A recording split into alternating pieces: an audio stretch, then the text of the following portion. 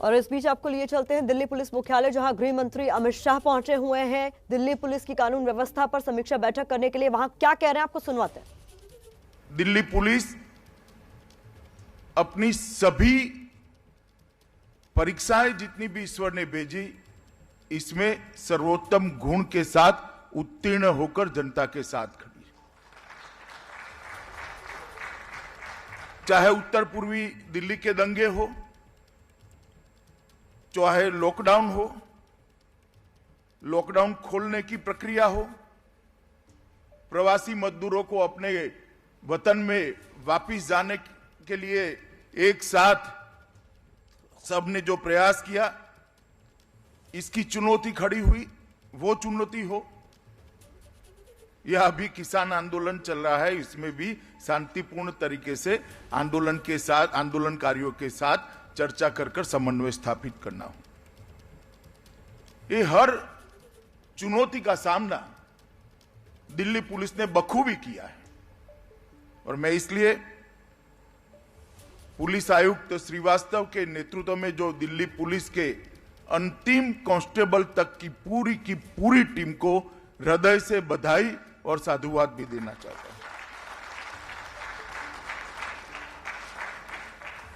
मित्रों, जब पुलिस की बात करते हैं तो आज तो सरकार के ढेर सारे अंग उपांगों में से एक गृह विभाग भी है, इसमें भी एक पुलिस है। मगर पौराणिक काल से, जब से राज्यों की स्थापना हुई, इसका इतिहास जब हम देखते हैं तो अभी तो ढेर सारे मंत्रालय, ढेर सारे विभाग, ढेर सारे काम हमारी नजर के सामने है। वाटर सप्लाई भी होता है, सोशल वेलफेयर भी होता है, वित्त मंत्रालय भी होता है, महिला और बाल कल्याण विभाग भी होता है, आईटी भी होता है, ढेर सारे विभाग, अनगिनत क्षेत्रों में सरकार को काम करना पड़ता है। मगर जब पहली बार पृथ्वी पर राज्य के शासन की स्थापना हुई, उस वक्त एक ही विभाग था, वो कानून और व्यवस्था संभालने वाला विभाग था।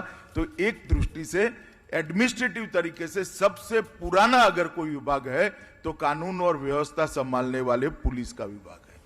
इसका नाम अलग अलग समय पे अलग अलग होता होगा, और इसीलिए जो एडमिनिस्ट्रेशन के जानकार लोग हैं वो मानते हैं कि किसी भी क्षेत्र में सरकार ने अच्छा परफॉर्म करना है, चाहे जीडीपी की दर को हासिल करनी, औद्योगिक विकास को द्रुत गति देनी है, शिक्षा व्यवस्था को सुचारू रूप से आगे बढ़ाना है, महिलाओं को सुरक्षित करना है, बच्चों को सुरक्षित करना है, जंगलों को संभाल कर रखना है, अर्बन डेवलपमेंट और ग्रामीण विकास के क्षेत्रों में काम करना है, तो उसकी प्राथमिक जरूरियात है कि वो राज्य के अंदर कानून और व्यवस्था की स्थिति अच्छी हो। जब तक कानून और व्यवस्था की स्थिति अच्छी नहीं होती है, ये कुछ संभव नहीं। मैं बात आपको इसलिए कहना चाहता हूं कि बहुत सारे लोग, बहुत सारे हमारे साथी काम के बोझ में दब जाते हैं, रोजमर्रा के काम के बोझ में, तब हम कितनी बड़े काम का हिस्सा है वो हमारे दिमाग में से निकल जाता है। कोई कांस्टेबल है, कोई पीआई है, पीएसआई है, कोई डीवाईएसपी है, एसपी है, डीआईजी है, उसको अपनी डीआईजी की भूमिका ही दिखाई पड़ती। परंतु वास्तविकता यह है कि आप पूरे देश के विकास की एक पूरी यंत्रणा की रीढ़ की हड्डी हो, इसका एक हिस्सा हो, इसका सदैव स्मरण आपके मन के अंदर रहना चाहिए। और दिल्ली पुलिस को तो विशेष रूप से रहना चाहिए। हर एक कांस्टेबल का काम को अगर जोड़ते हैं तभी दिल्ली पुलिस का काम बनता है। आपके कार्यक्षेत्र के अंदर ही राष्ट्रपति भवन है, प्रधानमंत्री निवास है, दुनिया भर के देशों की राजदूतालय है, एम्बेसियां हैं, ढेर सारे ऐतिहासिक स्मारक हैं, ढेर सारे बड़े बड़े इंस्टीट्यूशन के हेडक्वार्टर्स यहां पर हैं, ढेर सारे साइंटिफिक इजाज करने वाले अपने रिसर्च एंड डेवलपमेंट के सारे इंस्टीट्यूशन का हेडक्वार्टर यहां पर है। और ये सब की सुरक्षा की जिम्मेदारी, ये सबको अच्छे से संभालने की जिम्मेदारी दिल्ली पुलिस की है। और इसलिए दिल्ली पुलिस ने हमेशा सुधार की ओर नजर रखनी चाहिए। स्थगितता जीवन में कुछ नहीं देती है। सुधार, आगे बढ़ने की आकांक्षा, आगे बढ़ने की भूख और अच्छा करने की भूख ही हमें आगे ले जाती है। कई बार इस प्रकार के कार्यक्रम में जिस प्रकार के प्रशंसा के फूल बांधे जाते हैं, इसके दो परिणाम होते हैं। एक तो उत्साह भी बढ़ता है, मगर उसके साथ स्थगितता भी आने का भय रहता है। तो मेरा काम है कि आपके दिमाग में से स्थगितता को निकालकर आगे और गतिशील होकर सभी लक्ष्यों को अचीव करें। और एक परिपूर्ण पुलिसिंग की व्याख्या अगर किसी को दुनिया भर में देखनी है तो दिल्ली पुलिस में आकर देखे, ऐसी पुलिस की रचना करनी चाहिए। और ये तभी हो सकता है कि पुलिस आयुक्त से लेकर अंतिम कांस्टेबल तक सभी लोग एक टीम के साथ काम करें, सभी अहर्निश आगे क्या अच्छा हो सकता है इसका चिंतन करें, सभी लोग नई चुनौतियों का सामना कैसे करेंगे इसके बारे में अहर्निश सोचते रहे, तभी होंगे। मित्रों, कोरोना काल के अंदर जिस प्रकार का काम दिल्ली पुलिस ने किया है, मैं शायद गृह मंत्री न होता, एक नागरिक भी होता, तो भी आपका मन से इतना ही सम्मान करता। और आज क्योंकि मैं गृह मंत्री हूं, बहुत गौरव के साथ आपको सम्मानित करना चाहता हूं कि आपने बहुत अच्छा काम। इतने बड़े चुनौती के काल में लगभग 7,667 8,000 के आसपास हमारे कर्मचारी खुद कोरोना ग्रसित हो गए। 30 पुलिसकर्मी हमारे बीच में नहीं रहे, फिर भी कहीं पर ड्यूटी के अंदर कहीं होता ही नहीं।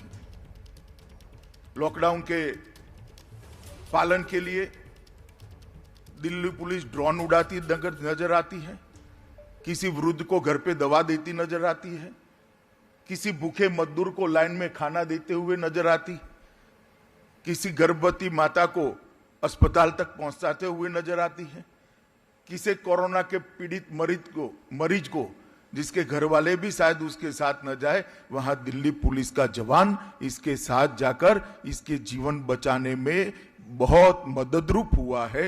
ये दिल्ली पुलिस का जब भी इतिहास लिखा जाएगा, ये प्रकरण स्वर्णिम अक्षरों से अंकित होगा, इसका मुझे विश्वास है। मित्रों, इसी प्रकार से विश्व का सबसे बड़ा टीकाकरण, वैक्सीनेशन का कार्यक्रम प्रधानमंत्री के नेतृत्व में हमने चालू किया है। चुनौती तो हमारी तब समाप्त होती है जब कोरोना पर संपूर्ण विजय मानव जात प्राप्त कर ले। और ये संपूर्ण विजय का प्रमुख रास्ता है ये वैक्सीनेशन को, ये टीकाकरण को सफलतापूर्वक हमें पार करना। और जब तक जिसको जरूर है ऐसे एक एक व्यक्ति का टीका नहीं लग जाता, हम चैन से नहीं बैठ सकते। दिल्ली पुलिस के सामने ढेर सारी चुनौतियां भी हैं, मगर चुनौतियों को हम सिर्फ ट्रेडिशनल तरीके से, परंपरागत तरीके से इसका सामना नहीं कर सकते। चुनौतियों का सामना करने के लिए चुनौती को समझना पड़ेगा और अपने आप में, अपनी व्यवस्था में, अपने काम में और अपने संसाधनों में बदलाव भी लाना पड़ेगा। तभी जाकर चुनौतियों का हम सामना कर सकते हैं। आज मुझे बहुत आनंद है कि कुछ एमओयू मेरे सामने हुए हैं। इसमें मेन तो नेशनल फॉरेंसिक साइंस यूनिवर्सिटी और दिल्ली पुलिस के बीच में एमओयू हुआ है। मित्रों, ये नेशनल फॉरेंसिक साइंस यूनिवर्सिटी की स्थापना ये प्रधानमंत्री जी का एक बहुत महत्वाकांक्षी स्वप्न है। मैं जब गुजरात में गृह मंत्री था तब प्रधानमंत्री जी वहां मुख्यमंत्री थे और उसी वक्त गुजरात में फॉरेंसिक साइंस यूनिवर्सिटी की स्थापना हुई थी। अपने आप में विश्व में सबसे पहली फॉरेंसिक साइंस यूनिवर्सिटी की स्थापना गुजरात के अंदर करने का काम हमारे प्रधानमंत्री नरेंद्र मोदी जी ने किया था जब वो मुख्यमंत्री थे। और इसके पीछे उद्देश्य क्या था? उसके पीछे उद्देश्य था कि हमारी जांच का फॉरेंसिक साइंस अभिन्न हिस्सा बन जाए। क्राइम कंट्रोल सिर्फ क्रिमिनल को पकड़ने से नहीं होता है, जब तक उसको सजा नहीं कराते, और विशेषकर आदती क्रिमिनल्स जो हैं, बार बार क्राइम करने की जिनको आदत है, जघन्य अपराध करते हैं, इसकी भी आदत पड़ी है, और पूरे समाज को, सोसाइटी को भय आक्रांतित करते हैं, उनको जब तक सजा नहीं दिलाते हैं तब तक एक लॉ एंड ऑर्डर की स्थिति हमारी ठीक नहीं होती, क्राइम कंट्रोल नहीं होता। एक व्यक्ति को सजा देने से अनेक व्यक्ति को वो रास्ते पे जाते हुए आप रोक सकते हो, परंतु हमारा सजा का प्रतिशत बहुत कम था। इसका कारण क्या? कि हमारे पास साइंटिफिक एविडेंस नहीं थे, मानव बल का अभाव था। अब मानव बल कम है तो उसके रास्ते ढूंढने पड़ेंगे। इसका सबसे अच्छा रास्ता है कोर्ट के समक्ष वैज्ञानिक साइंटिफिक एविडेंस को हम कोर्ट के समक्ष रखें, तब न्यायालय भी बाध्य हो जाता है और क्रिमिनल के लिए भी कोई चारा नहीं बचता है। और अगर इसको पूरे देश के अंदर आगे बढ़ाना है तो फॉरेंसिक साइंस ऑफिसर्स की जरूरत पड़ेगी, मगर दुर्भाग्य से हमारे देश में ऐसे कोई विशिष्ट कोर्स की रचना कभी की ही नहीं गई। कोई केमिस्ट्री का स्नातक का स्टूडेंट केमिस्ट्री के फॉरेंसिक साइंस विंग में काम करता था, फिजिक्स का स्टूडेंट फिजिक्स में करता था, साइकोलॉजी के स्टूडेंट साइकोलॉजी में करते थे, मगर एक फॉरेंसिक साइंस की दृष्टि से उनको पढ़ाने का कोई व्यवस्था, कोई कोर्स और कोई इसके सर्टिफिकेशन की व्यवस्था नहीं थी। मोदी जी ने ये यूनिवर्सिटी बनाकर आज इसको पूरा किया है, और अब ये forensic science university national university बनी है। कई राज्य के मुख्यमंत्रियों से मेरी बात हुई, सभी लोग इसके एफिलेटेड कॉलेज अपने अपने राज्य में खोलना चाहते हैं। कई लोग फॉरेंसिक साइंस के अलग अलग क्षेत्रों को अपने यहां सेंटर एक्सेलेंस का सेंटर बनाना चाहते हैं। इससे देश भर के अंदर एक प्रशिक्षित मानव बल फॉरेंसिक साइंस सेंटर के फॉरेंसिक साइंस के क्षेत्र का हमें उपलब्ध होगा, और तभी जाकर हम सभी जघन्य अपराधों के अंदर फॉरेंसिक साइंस एविडेंस को कानूनन कंपलसरी कर सकते हैं, क्योंकि पहले मानव बल बनाना पड़ेगा। और आज मुझे बहुत आनंद है कि दिल्ली पुलिस ने एनएफएसयू के साथ लगभग 119 फॉरेंसिक सहायक व वरिष्ठ फॉरेंसिक सहायक को दिल्ली पुलिस में शामिल करने का जो निर्णय किया है, इससे इसकी गति बढ़ेगी और जांच पड़ताल भी अच्छी होगी और सजा कराने का हमारा दर भी बढ़ा पाएंगे। इसी प्रकार से दिल्ली पुलिस और दिल्ली स्थित Indraprastha institute of information technology के बीच में एक समझौता करार हुआ है। Centre for technology in policing की स्थापना इंद्रप्रस्थ संस्था में की जाएगी और उसका मुख्य उद्देश्य पुलिसिंग में आईटी का उपयोग कर पुलिस की कार्यदर्शी पद्धति को, पुलिस की कार्यवाही को, कार्यशैली को पारदर्शी भी बनाना है और ज्यादा कुशल भी बनाना है। मैं मानता हूं कि